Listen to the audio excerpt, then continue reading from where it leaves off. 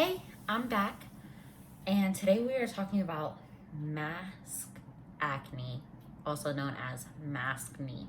So, this is our new normal. I decided to put my little black mask on and start my intro like this. I feel like this is how most of my clients see me nowadays. They don't even see my actual face. But if you want to learn how to get rid of acne in your cheek area, just go ahead and keep on watching.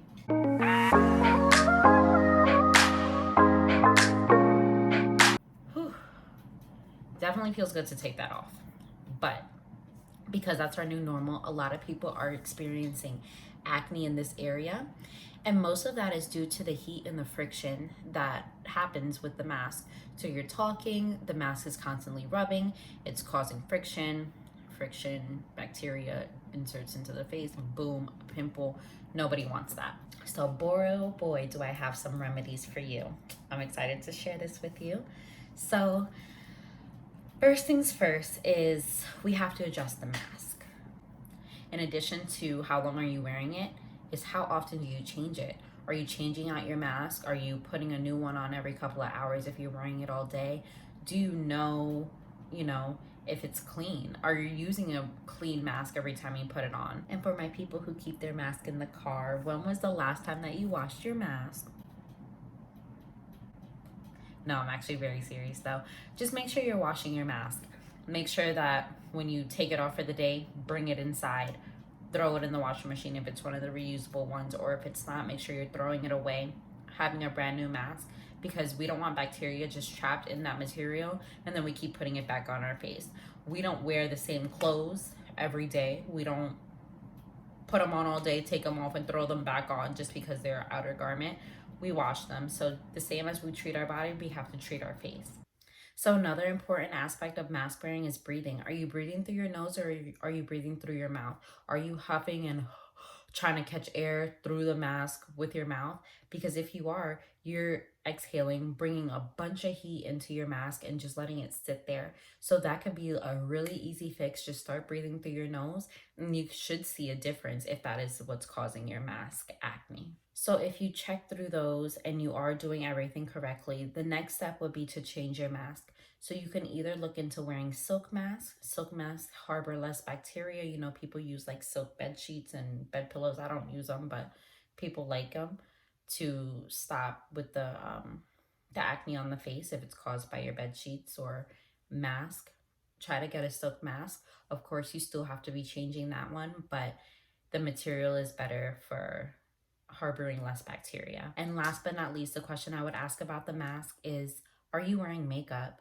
So if you're wearing makeup under the mask, I would suggest that you stop. If you're wearing it all day, just put a little eye makeup on or whatever, and you don't have to cover the whole face because you're really dirtying the mask. You're keeping the bacteria trapped.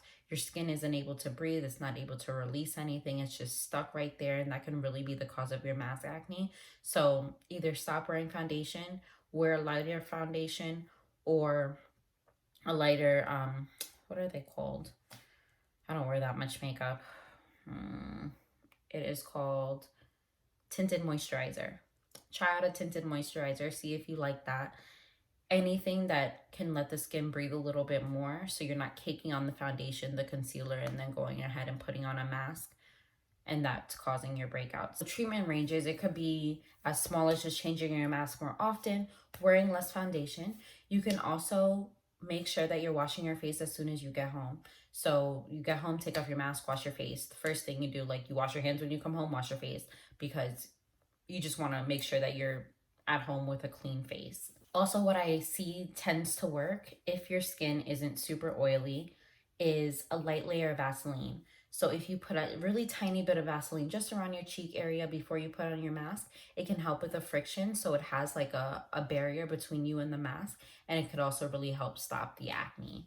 Another really good treatment is toner. So if you really like a certain toner and it works well with your face, you've been using it for a while, doesn't cause any breakouts, you like it, I would recommend spraying your mask with it, not to make it wet, but like spritz it just to give like a hydrating barrier. Also, like the mask can cause really dry skin, and along with friction, dry skin comes skin concerns. So of course I could recommend products that you can use. I retail SkinScript. I love SkinScript. It's affordable. It's professional. You can only get it from an esthetician. So if you are looking to get these products, you can always reach out to me. I'm not here to sell you anything, but if you really did want something or like a skincare regimen to help with the mass acne, I can definitely help you. But I want to start out by saying that all skin types are different. So what I'm recommending today may or may not work for you. I don't know you personally. I don't know your skin. I'm just going to give you a generalized idea of what I would put a client of mine on if it worked with their skin type. So I retail something called a charcoal cleanser. I would switch over my client to a charcoal cleanser to really draw out the impurities that is in the face and get them on a strict regimen of cleaning their face as soon as they get home. On top of the charcoal cleanser, I'll have them on a green tea toner, really balancing, really hydrating. It'll make a world of a difference on their skin. I use that toner every day and I swear by it. On top of using toner, I would also recommend, well, it depends on how bad the acne is.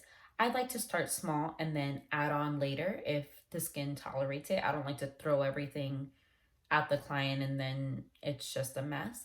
But as an add-on, I would do a blemish spot treatment.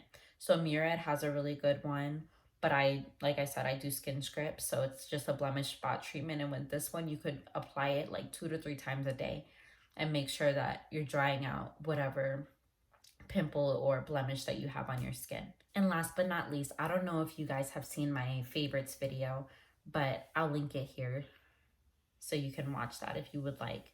But I love high frequency. So high frequency is really good at killing bacteria, helping with redness, irritation, but really acne, because bacteria is mostly caused by acne is mostly caused by bacteria. So it really helps kill any bacteria on the face. If you wanted to do something a little bit more high end, I would recommend getting a high frequency machine. They're not very expensive on Amazon. They range anywhere from like $20 to $45. I would pick one up and use that morning and night because that's really going to kill the bacteria in your face. Of course, in addition to your regular skincare routine, I wouldn't replace anything. It's just a nice little addition and it has really effective results. Also, I'm an ingredients girl, so if you see anything that you enjoy using and it has a little bit of salicylic acid or benzoyl peroxide, those are the 2 active ingredients that do help acne. You can use them on the areas that you have blemished skin. I don't recommend using them super often just because they are very drying products and you want to make sure on top of using a drying product, you're using an adequate moisturizer, something that's going to hydrate the skin, protect the barrier, and make sure that you're not doing more damage than helping. And last, well, really last, I think I said last that time, that you can do at home. But last but not least is to get regular facials. Regular facials are going to clear out your skin, make sure that you have a great barrier, a great skin barrier, keep you hydrated, keep you clean, keep you blemish free. Of course, facials once a month is what I do. So subtle plug right there, but it is necessary. Skin is an investment. It's not something that you do once or twice. It's similar to working out. The more consistent you are, the better the results. And that's always number one that I recommend. And of course, seeing a professional that understands your skin and wants to work with you to make it the best that it possibly can will be the best bet for you. Of course, when you go in to get a facial, they'll make sure that they're recommending products that work well with your skin type. And that by far would be the best possible way.